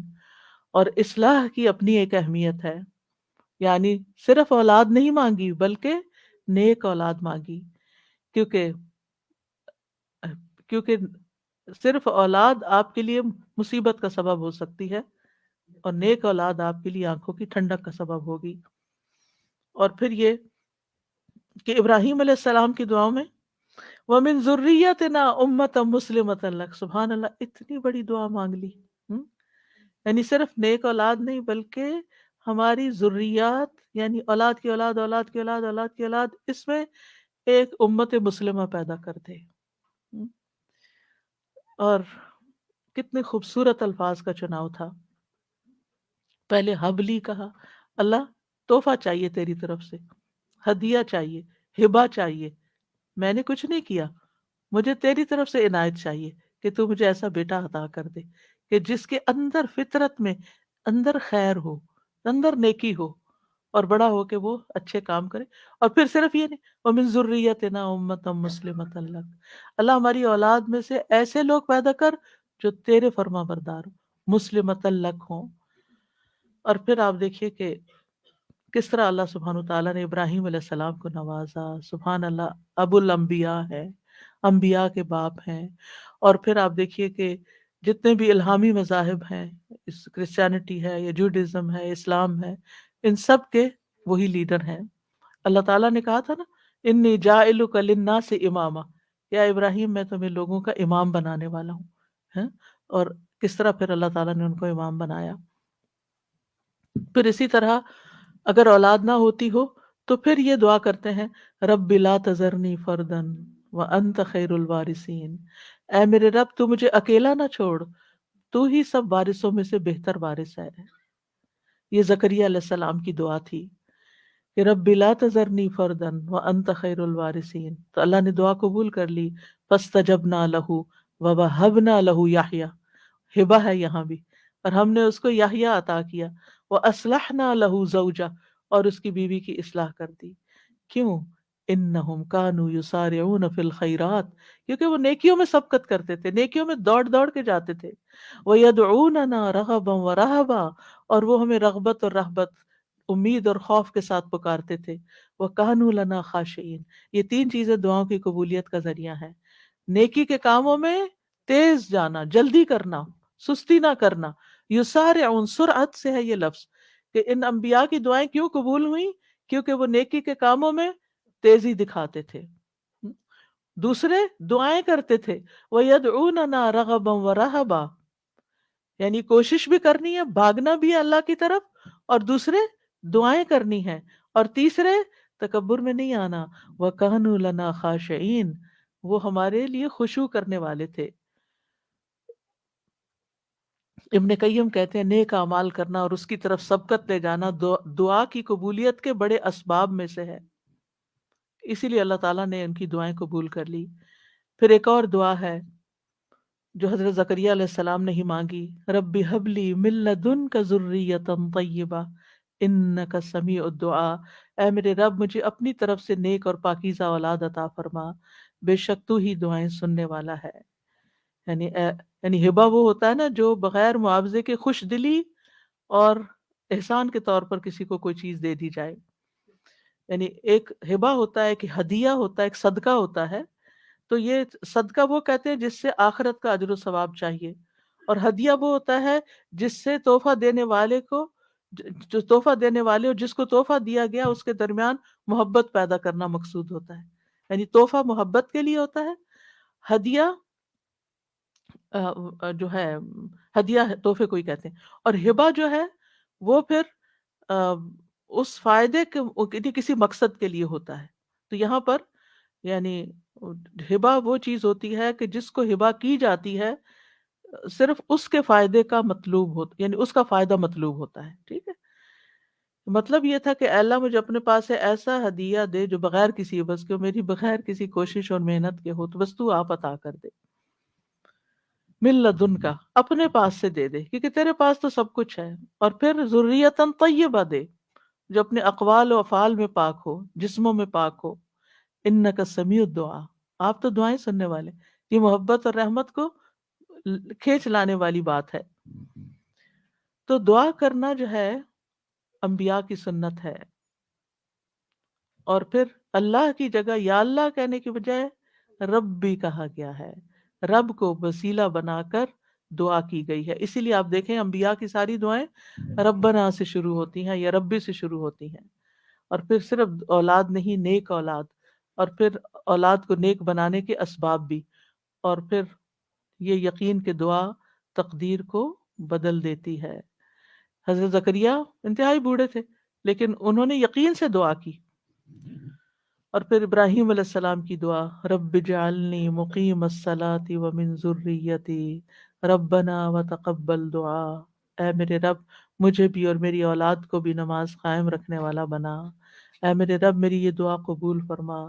ربنا اغفر لی ولوالدی وللمؤمنین یوم یقوم الحساب، اے ہمارے رب مجھے اور میرے والدین اور تمام مومنوں کو اس دن معاف فرما دے جب حساب لیا جائے گا. رب اوزعنی ان اشکر نعمتک التی انعمت علی وعلی والدی وان اعمل صالحا ترضاہ واصلح لی فی ذریتی. یہ بھی اولاد کے لیے دعا ہے کہ اللہ میری ذریت کی اصلاح کر دے، میری ذریت کو نیک بنا دے.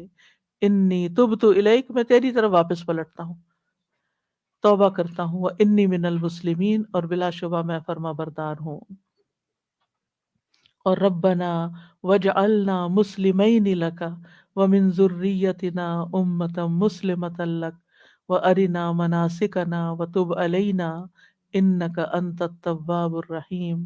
اے ہمارے رب ہم دونوں کو، یعنی ابراہیم اور اسماعیل علیہ السلام نے یہ مانگی تھی دعا، اپنا فرما بردار بنا لے، اور ہماری اولاد میں سے ایک جماعت پیدا کر جو تیری فرما بردار ہو، اور ہمیں اپنی عبادت کے طریقے بتلا اور ہماری توبہ قبول فرما. بے شک تو بڑا توبہ قبول کرنے والا، نہایت رحم کرنے والا ہے۔ اور پھر آپ دیکھیے کہ اس دعا میں بھی کس طرح اللہ سبحانہ وتعالیٰ نے وہ دعا قبول کی، اور محمد صلی اللہ علیہ وسلم ان کی اولاد میں پیدا ہوئے، اور پھر ان سے امت مسلمہ پیدا ہوئی۔ تو یہ دعا جو ہے اس کی قبولیت میں بہت عرصہ لگا تھا، لیکن قبول ہوئی۔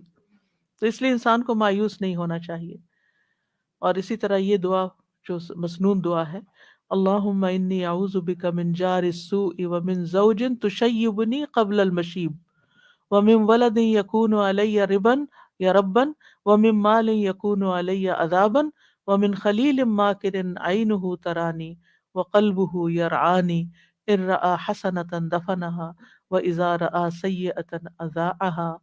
اے اللہ میں تیری پناہ طلب کرتا ہوں برے پڑوسی سے، برا نیبر نہیں ہو، اور ایسے ساتھی سے، زوج سے، شوہر یا بیوی ایک دوسرے کے لیے، جو مجھے بڑھاپے سے پہلے برا کر دے، یعنی پریشان کر کر کے، اور ایسی اولاد سے جو مجھ پہ آقا بن بیٹھے، یعنی مجھ پہ اپنا حکم چلائے، ایسے مال سے جو میرے لیے عذاب کا باعث بن جائے، یعنی کئی دفعہ مال انسان کے لیے مصیبت بن جاتا ہے، ایسے چال باز دوست سے جس کی آنکھیں مجھے دیکھ رہی ہوں اور جس کا دل میری نگرانی کرتا ہے، یعنی وہ میری عیبوں کو ہی دیکھتا رہے اور میرے حالات کا جائزہ لیتا رہے، اور وہ میری ہر نیکی کو دباتا جائے اور برائی کو نشر کرے۔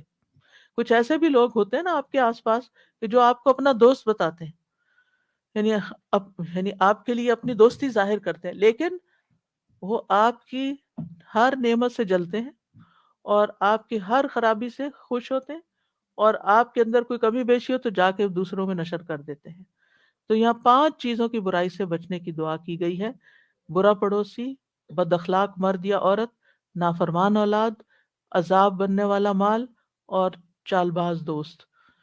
تو بہرحال یہ تھا آج کا ہمارا پروگرام، اور آج اتنے اتفاق کی بات ہے، یہ ہمارا 7واں پروگرام تھا، اور آج 7 اپریل ہے، اور آج ہی میری شادی ہوئی تھی، تو تو بغیر کسی پلاننگ کے یہ ساری چیزیں اتفاق سے جمع ہو گئی، الحمدللہ۔